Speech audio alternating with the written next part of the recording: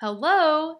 Hi, welcome back to my channel, or welcome if you've never been here before. Today, we are going to be talking about all of the movies that I am personally excited for that are coming out in 2025, all the updates that we have, some with dates and some with dates to be announced, so it could be later than 2025. We all know delays happen, and especially with movies and their release dates, it can vary. So this is all just information as of now. We're gonna go through my list and talk about all of them. Before we get into all that, just a quick shout out to my Patreon if you want to support the channel in a way outside of YouTube. I have a Patreon, link for that will be in the description. You get videos earlier than when I post them on YouTube and access to the Discord. So if any of that tickles your fancy, once again, link for that will be in the description. Okay, so let's go ahead and discuss. First, I'm going to be talking about all the movies that do have a release date. So first one that I'm excited for is Wolfman. This is set to come out in January 17th, 2025. So what makes me interested in this movie is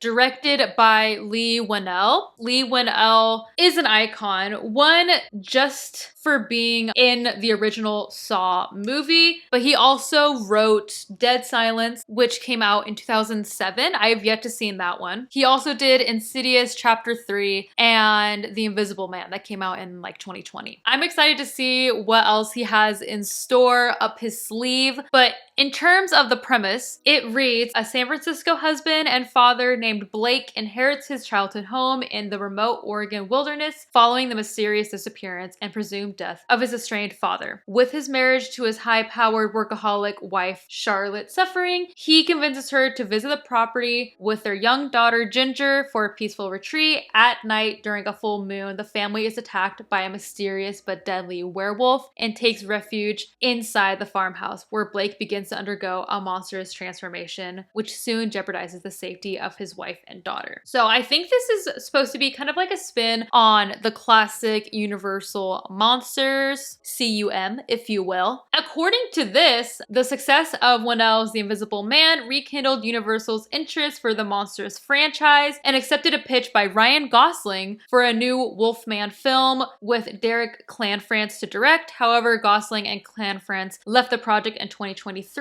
and Leigh Whannell took over as director. So this is supposed to be a remake of the classic Wolfman werewolf, classic Universal monster. I have yet to see any of either of those classic movies, so that might be something I might have to cover before I watch this one. So I'm excited about it. I love Leigh Whannell. I would do anything for him, and I'm excited to see where this goes. Okay, next we have The Monkey, and this is coming out supposedly February 21st. This is going to be directed by Osgood Perkins, and it's an adaptation of a Stephen King short story. People can have mixed feelings about that. I personally love Stephen King's books, and his movies, they're kind of hit or misses, I guess I will say. So I'm interested to see how this one is. Kind of interested because this is starring Theo James and Elijah Wood. And it's also going to be released by Neon. Neon has been producing some banger movies, okay? So this has got me hyped up because I'm actually not really super well known in like the Stephen King adaptation movies. The only ones I can really think of is like I saw Cujo a long time ago when I was like a child. Same thing with Pet Sematary. I think I saw a long ass time ago, but It from 2017 is like one of my favorite movies of all time. So that's pretty much where my familiarity of Stephen King movie adaptations start and end. So I'm interested to see this. Maybe I'll read the story before watching this, who knows? But the premise of this reads, after stumbling upon their father's vintage toy monkey in the attic, twin brothers Hal and Bill witness a string of horrifying deaths unfolding around them. It just has to do with a creepy robotic monkey thing. Could be interesting, depending on where it goes. Okay, next we have 28 Years Later coming out on June 20th. Now, I have yet to also see 28 Days Later. My husband has been trying to get me to watch this for so long, and I keep putting it on polls for my Patreon to vote on my next movie, and it never wins. So maybe I'll just have to take matters into my own hands and just watch it just see what happens. So it looks like the person that's going to be directing this, Nia DaCosta, is the person that directed Candyman. I don't know which Candyman. That really matters. The very first original Candyman I love, but the remake I have yet to see that. So if it is the remake, not sure how that will go. I'm interested to see this because I do really want to see 28 Days Later. The fact that they're doing a sequel might just be the perfect excuse to do so. Would have been awesome if they actually waited 28 years to do the sequel, but it's okay. You know, it's fine. Hopefully it'll be okay. Who knows? Okay, next, you know, you can feel a certain type of way about it. I definitely do. But next we have Megan 2.0. This is coming out either June 27th or May 16th. I have heard 2 different dates. Who knows when it will get released, but I'm guessing they will probably plan for June just to have like that summer blockbuster in the works. But for me, I wasn't the biggest fan of the original Megan. It was kind of just basic to me, but a lot of people really like it, obviously, because now they're making a second one. And I think that they kind of want to make this like a franchise, like make her an it girly. Take with that as you will. It was originally set for January of 2025, but then they moved it back to May, potentially June. So don't know what the reason is for that. I know this is going to be a huge hit. Like, people are still going to go see it no matter what. Even though it is Blumhouse, which is always hit or miss, this one actually seemed like a Blumhouse movie that people really liked, which is very rare because most people do not like any of the Blumhouse movies, within good reason too. Let me know if you're excited for that one though. Okay, next we have Saw 11 coming out September 26th, perfect for the Halloween time. If I was Tobin Bell, I would stay on the project as long as I was alive too. Like, this man is very old. However, I'm glad that he still wants to do this. Like, that is my life's dream. It looks like this one is going to be, I mean, this is just what this article says, a prequel exploring John Kramer or a direct sequel to Spiral. Dear God, I hope it's not a direct sequel to Spiral. That movie sucked ass. I hated that movie. I gave it like 1 star, 1.5, maybe 2 stars. So bad. I really hope it's not a direct sequel. I mean, I think the fact that the title is Saw 11 and not Spiral 2, Spirals, is a positive thing. So give me more John Kramer. This man is so interesting. I will be in the theaters watching this. I really dropped the ball with Saw 10. I didn't go see it in theaters, but I watched it for a movie reaction, and that was exciting and fun in and of itself. So I'm really excited for this one. Okay, on October 17th, we have The Black Phone 2.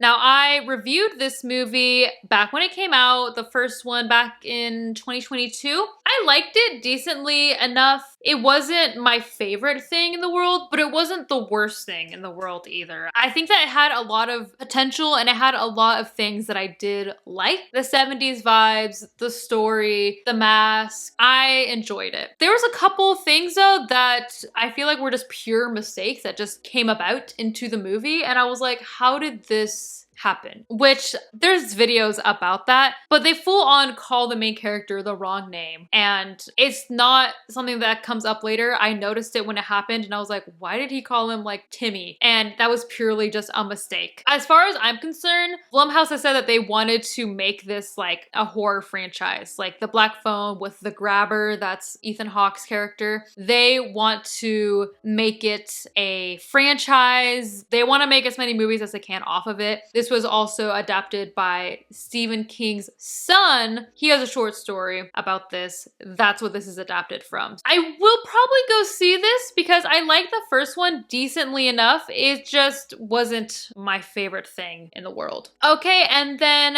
on December 5th, we have Five Nights at Freddy's 2. I think they also want to make this more of a franchise. Who knows? But it looks like one of the most recent updates. It looks like it might bring back Matthew Lillard and Josh Hutcherson. It looks like they're down to do the sequel, which is important to me. The creator, Scott Coffin. It looks like he released a bit of the movie's script on social media, so it's definitely in the works. It's definitely happening, and they are going to begin production at the end of October of this year, 2024. So stay tuned for updates on that. But those are all of the movies that have release dates, or that are at least confirmed to be in 2025. These next ones, I'm pretty sure will be in 2025, but we also just don't know 100%. So the first one being Orphan 3. I watched the first Orphan and then Orphan First Kill on my channel if you want to check those out. The Orphan is just, those are great movies, all right? And again, I think it's one of those things, as long as the main girly is down,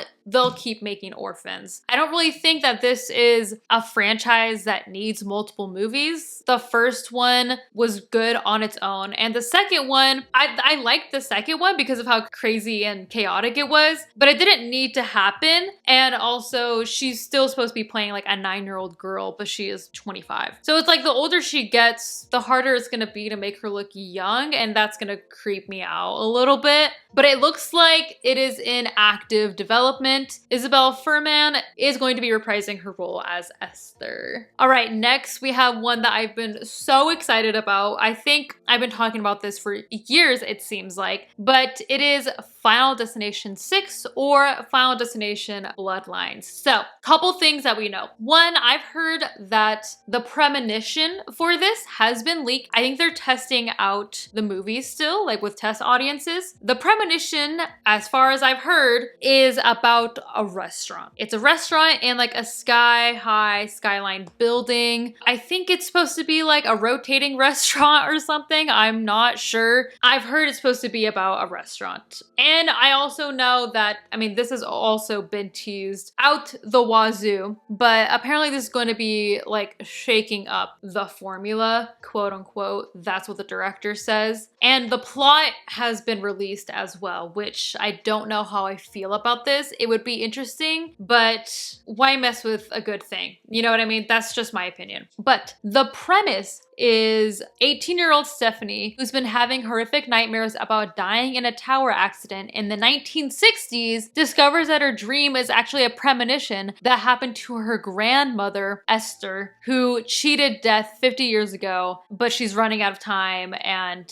Stephanie learns that through her grandmother, death is going after the would have been victims of the long time ago 60s premonition thing that happened. I think that's what the Bloodlines thing is. I think there's gonna be reveals of like, oh my gosh, that's my grandma. Oh shit, that was my mom, or whatever. And we're gonna find out that death is coming after anybody and everybody. Okay, woohoo. Next we have Scream 7.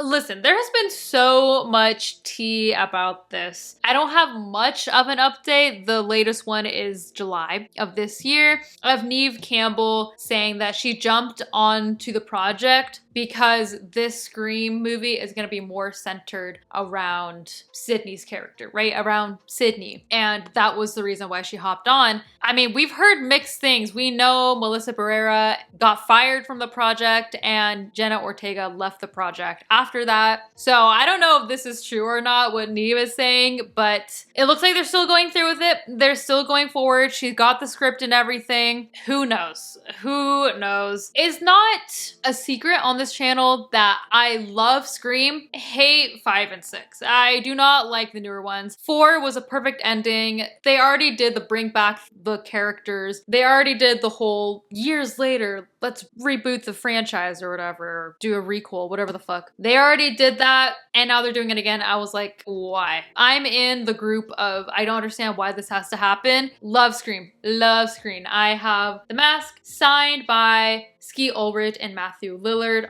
framed on my wall. I'm a big fan. I don't need 5, 6, or 7. I just don't. I will go to the theaters to watch it, and I think that's why I'm kind of a clown in this aspect, but I just don't need it. Okay, next we have another Insidious movie. It's called Thread, an Insidious Tale. And it looks like it's not going to be following specific Insidious characters, like how all of the Insidious movies have been. It's like a spin-off of a spin-off, I think. Insidious is already a spin-off, and then this is gonna be a spin-off of that, I'm pretty sure. But I've heard that this is going to be about more of the further, like the realm of the demons and ghosts and stuff. So that's why I think it's not really gonna be following the main characters that have been consistently in these Insidious movies. So that might be a little different, maybe like a breath of fresh air. And then lastly, we have Shelby Oaks. Now, this is a movie that is directed by a YouTuber, Chris Stuckman. This is his first movie, directorial debut, and I just think everything about this is so cool. Like the fact that he's a YouTuber and he also has this passion of watching movies, horror movies, and he's actually making things happen, like it's actually coming about. I think this is really cool. As far as updates, one, I heard that Neon has signed on and got the rights to this movie, which is crazy. Like I said earlier, Neon produces banger movies. Ooh, that makes me so excited. Like I'm so excited that it's actually a good production company, one that I love. I have been loving their movies. That makes me so excited. Like I said, the fact that it's like a YouTuber kind of like makes it personal for me. I don't know. But it looks like they started test screenings for it already. They've gotten good reviews from the test screenings, so we will see how that goes. But either way, this is also a movie, like no matter what, I'll probably go and see it in theaters. No matter what, I will go and see it in theaters because I just want to support this man. And I just think this whole concept is so cool. The idea that this is a dream of his that he's making happen. I love that. I really do. But that's everything that I have for you today. Let me know if I missed anything or what movies you are specifically excited for, or just anything in general coming out next year. I would love to know. I want to give a huge shout out to all of my patrons, and especially Mark Sylvester, James Cox, and E. Thank you so much, and make sure to go ahead and check out my Patreon if you haven't already. Okay, thank you guys for coming along with me on this journey. Make sure to like, comment, subscribe, do all of that jazz, and as always, thanks for watching.